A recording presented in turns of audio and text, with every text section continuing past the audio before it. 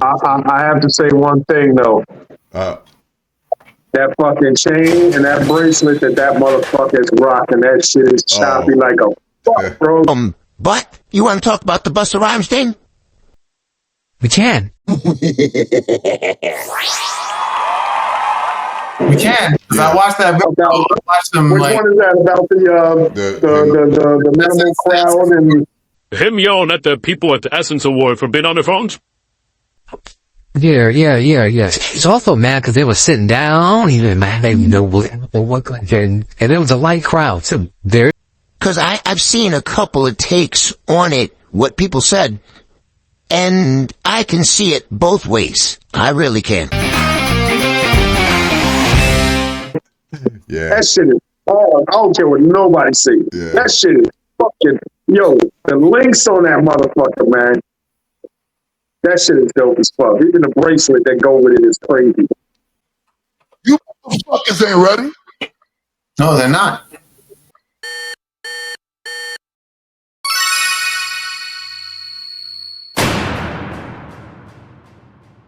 Fuck, how many seats is empty in this bitch? Everybody that's here, get the fuck up. I'm gonna get this one in. This is Mr. Busta Rhymes. This is some music awards. The thing that's been going on lately is there have been low ticket sales because the pandemic and all that stuff and inflation and all that, whatever. Okay, well, some people came to the Essence Music Awards and Busta Rhymes was performing. And there was not a ton of people in the crowd, but the people in the crowd did not look super hype. Busta Rhymes is not used to that because his shows usually somewhat like KRS-One, you're energetic, tearing the house down everywhere he goes. You got mad energy. When you leave a Busta Rhymes show, you're usually jumping, sweating, dripping, everything. You had a good time. But apparently, these people didn't have that sort of an experience. So we're gonna let you get into it, and then we're gonna talk about this whole experience and see if Busta was right for what he said, if he was wrong for what he said, how he talked to the crowd. You be the judge. We'll come back at this. Turn the house lights on. New Orleans, y'all look like y'all tired. You motherfuckers ain't ready. I don't give a fuck how many seats is empty in this bitch. Everybody that's here, get the fuck up.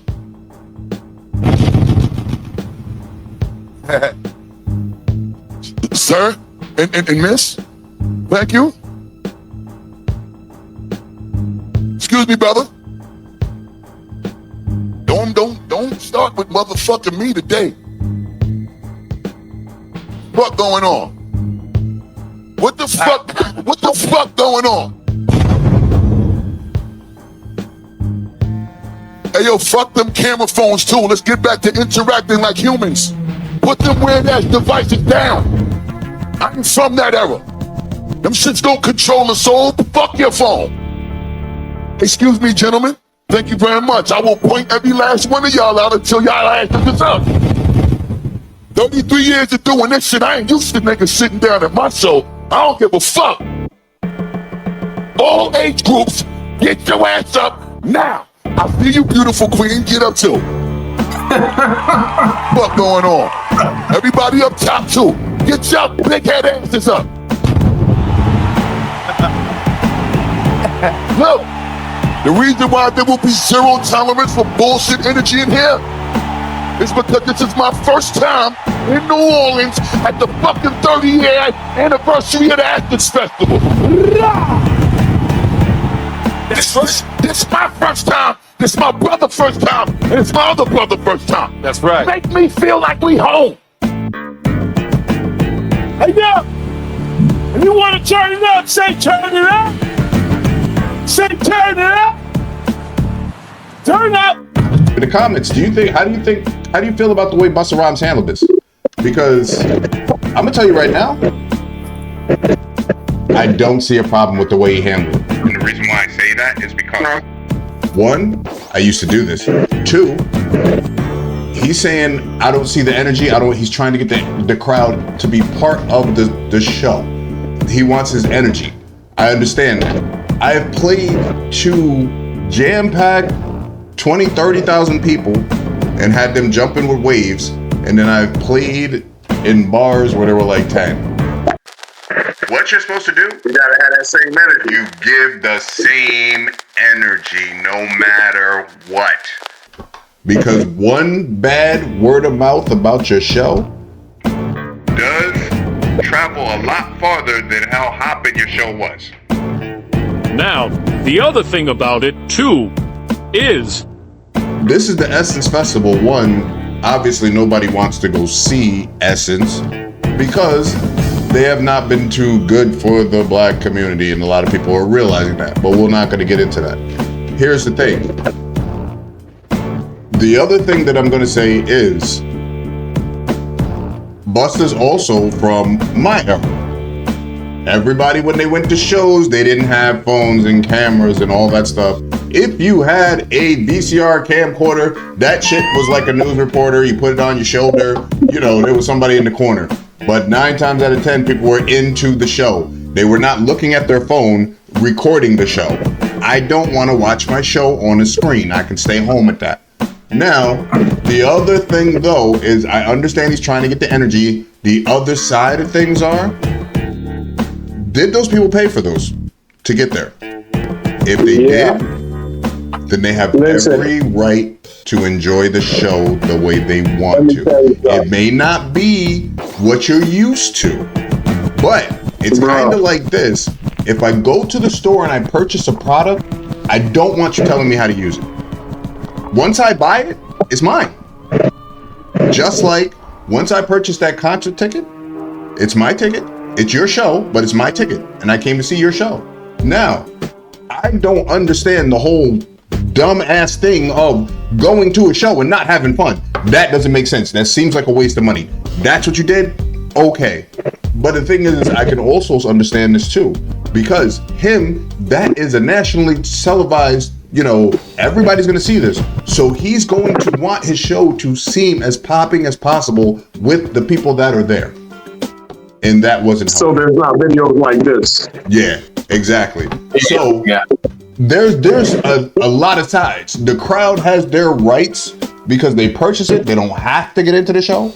But he has his right as a performer to try and get you involved in the show, to give you the best performance that you can possibly give. So, all right.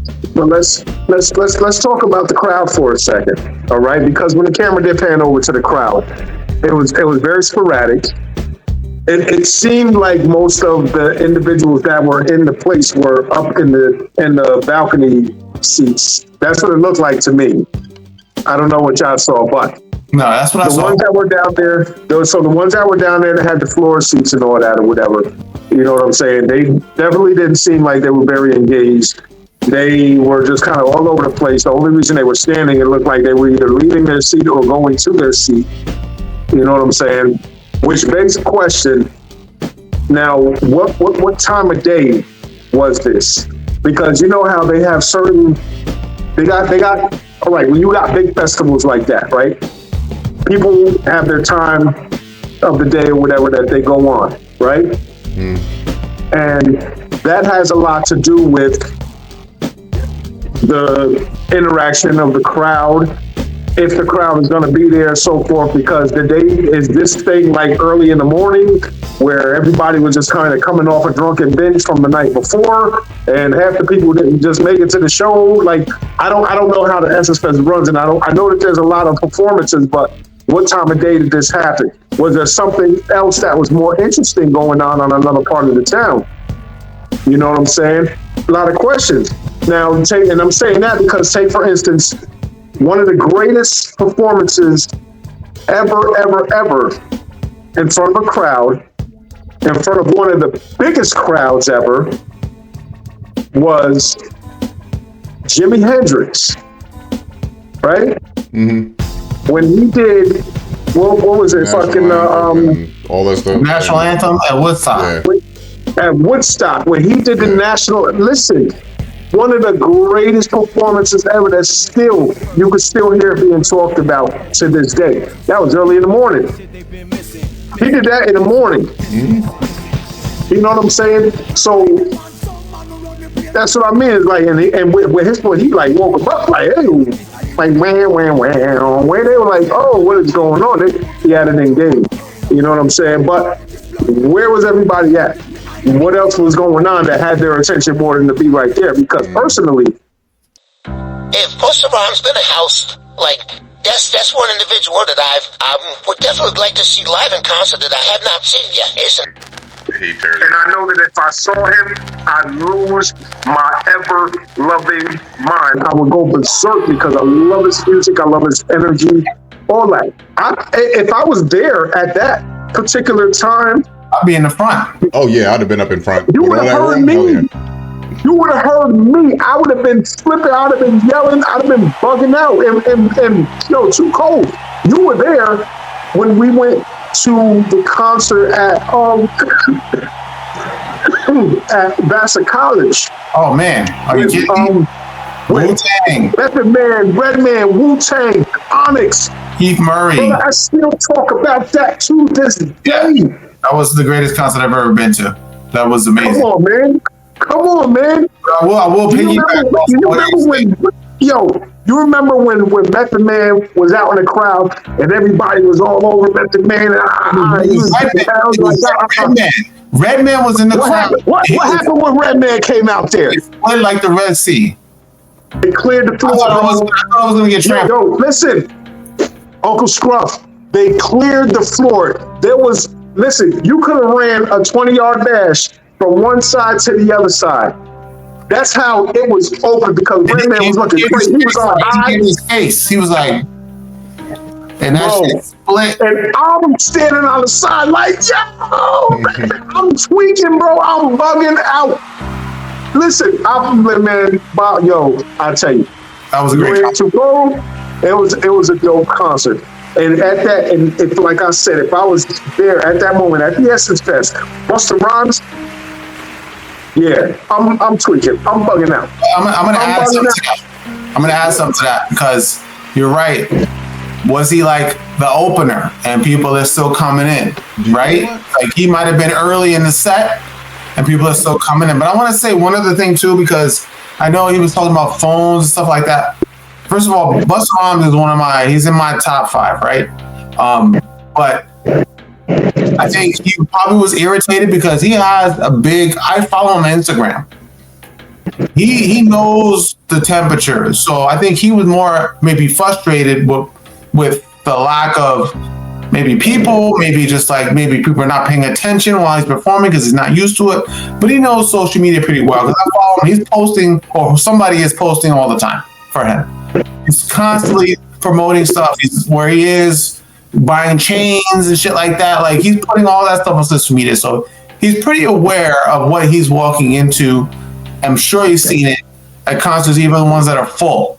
He's seen it. So I think it's more of a frustration than maybe like I'm opening and nobody's really paying attention. I'm about to go off and this is not what I'm used to.